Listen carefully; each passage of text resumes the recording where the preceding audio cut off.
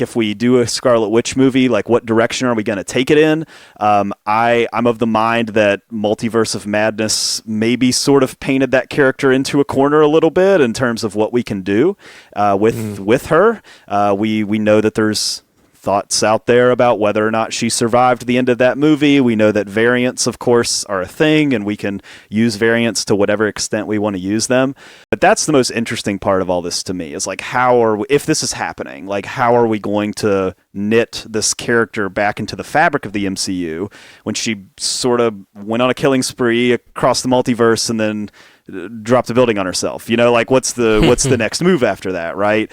And so that to me is the big unanswered here. But I think most people are in. I mean, I think it's a popular move. I think if Elizabeth Olsen is in and you're Kevin Feige, you're like, let's do it. Yeah, I don't think that getting the character back in is going to be a roadblock. Now, doing it right and doing it in a way that we'll all be excited for it is different.